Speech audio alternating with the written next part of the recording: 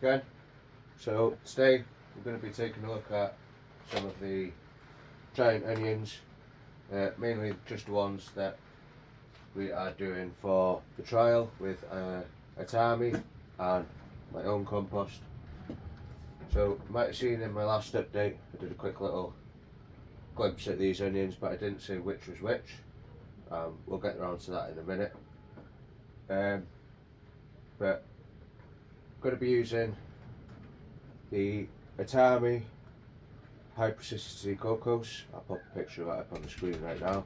And I'm also going to be using a mix of my own compost. So we've got 2 pots of my own compost, 1 pot of coir, and 1 pot of 2-year-old leaf mould. I'm going to sieve all that, mix it all up together, add a few bits and get these potted on. From last time you see me potting these plants on, they would have been in pots this size, so I've upped them again since the last update and they're coming along quite well now. Right, so before I sieve all this and mix it all up, we'll just have a quick look at these plants, see which is which. Right, so in the square pots is my own mix, and in the circle pots is the ATAMI. Now, I'm not too sure if the feed's a bit strong or what, but the 4 in my own mix seem to be doing quite a bit better than the ones in the ATAMI, and on 2 of them I've noticed a lot of leaf curl, which I'm not too happy about if I'm honest with you, but I do think that's got something to do with the feed. So for the last few days these have just been on water. That's probably the best looking one from the ATAMI mix. And this one's probably the best looking one from my own mix, as you can see.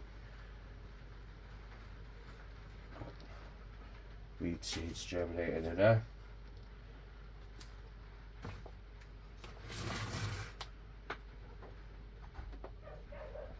Right, so I've moved the camera a bit closer so we can have a bit better look at these, but see how these leaves just don't want to stand up, whereas my own do. We'll have a quick look at the roots, see what's going on there, and then we'll get on mixing everything up and potting these on. So if we have a look at the ATAMI first.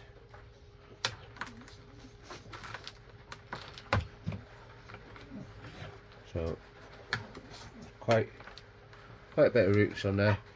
Well, seem very thin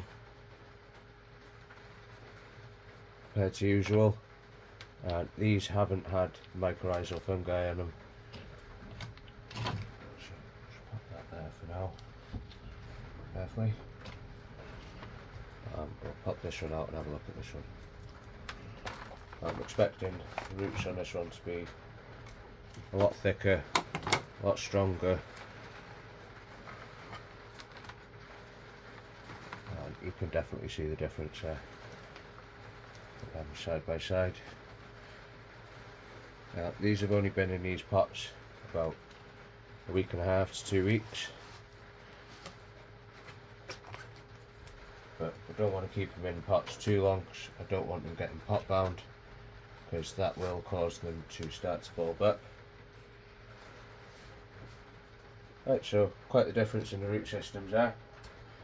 We'll get this compost sifted and mixed up and get these potted on.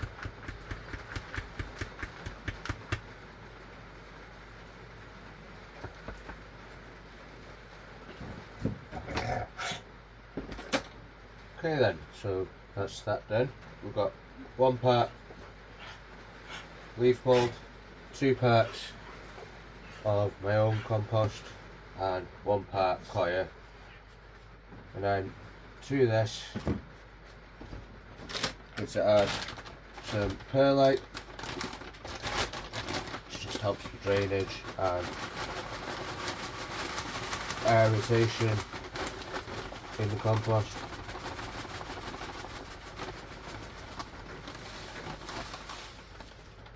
Just going to add probably 1/4 of a pot of that, maybe a bit more.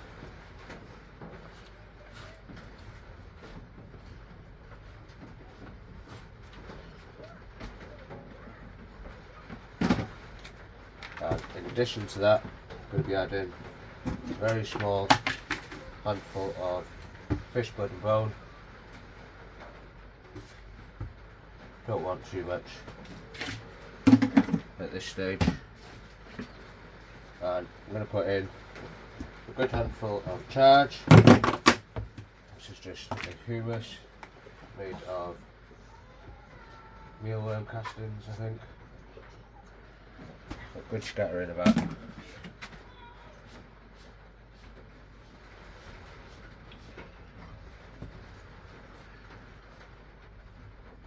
And just give that all a good mix. Make sure it's all well mixed together.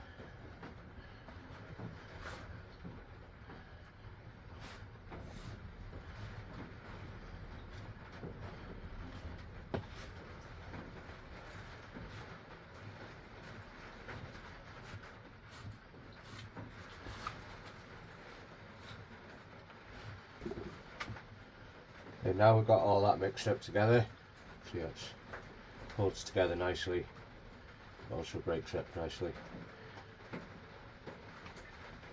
So I'm going to be using 5 litre pots, and they're going to be too tall for under here, so we're going to have to get something else set up for them, but we'll worry about that afterwards. We'll get them in these 5 litre pots first. So I'm just going to half fill this pot. These. I don't want to be burying these any deeper than what they already are, so keep it about there.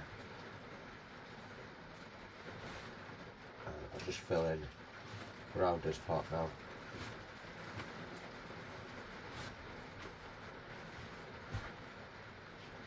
Just compact that down.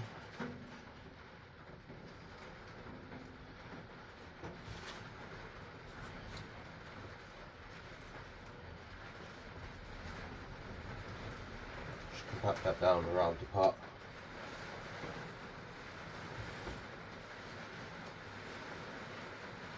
And what I should be able to do now is just remove that pot. And we've got a decent hole to put our onion in.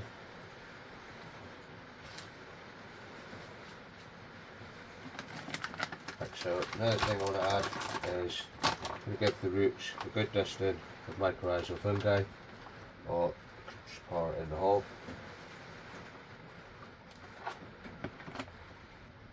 Just make sure everything in there has had good covering.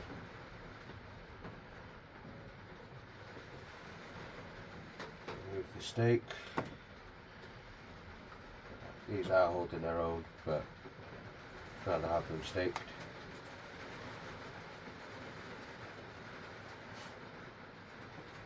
And what I'm going to do to these is just tease the roots apart a little bit. This will just help them carry on growing outwards and find the rest of the pot, rather than being stuck in a clump.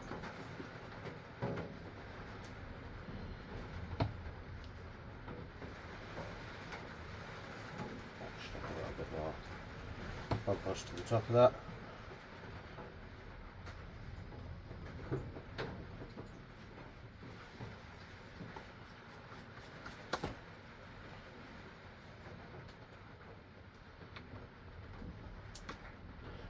I'm just going to add the stake in to the back of this, keeping it quite far away from the actual onion, just to give it room to grow. These are 60cm stakes, and I'm just going to use these onion clips just to keep it in place. I will pop links to everything that I'm using in the description below, so if you're interested in anything that you see here, there'll be links to purchase all that below. Right, so that's how I do my mix of compost and repot my onions. So I'll get the rest of these 3 done, and then we'll move on to the ATAMI. Right, so that's them 4 potted on and labelled it. I haven't watered these because this compost is quite wet already. I'm going to move on now and do the ATAMI ones. So same stuff as before, High Porosity Cocos. This has got added perlite in, and it does say a light nutrient base. Now, after potting these on and feeding them straight away, I noticed obviously the curling of the leaves, and they don't seem to have done as well as my others. So I am going to do a follow-up video on mixing the feed, and I'm also going to do a test on this soil just to see how much nutrients is actually in it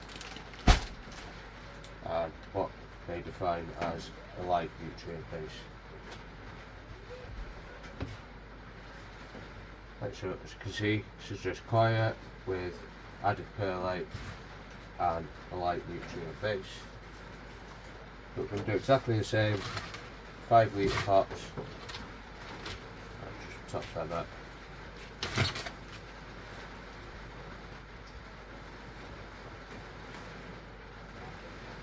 And the only difference this time is we're not going to be adding any mycorrhizal fungi, because we will be using this root bastic in the feed. But as I was just saying, I'm not going to feed these straight away. I'm going to give them a watering first, and I'll do a follow-up video on the feed, and I'll also run a couple of tests. But I definitely think it's worth using a mycorrhizal fungi if you can.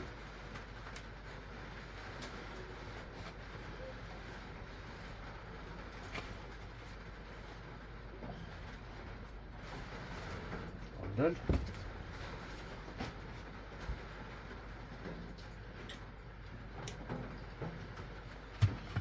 And if you haven't already, guys, please do consider subscribing. It really helps out the channel. And drop me a comment below. Let me know if you're growing any onions this year, be it giant or normal, and what potting mix do you use.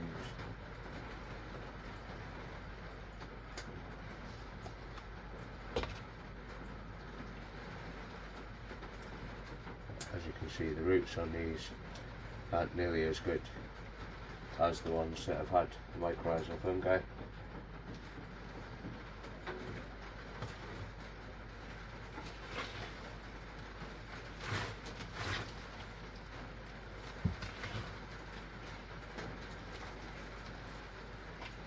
And they've been under the exact same lights,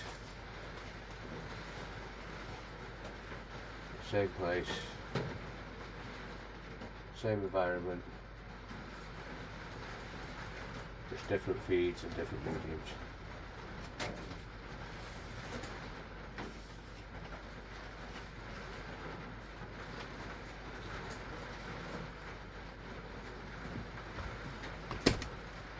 Right, so I'll get these other 2 done and bring you back after that.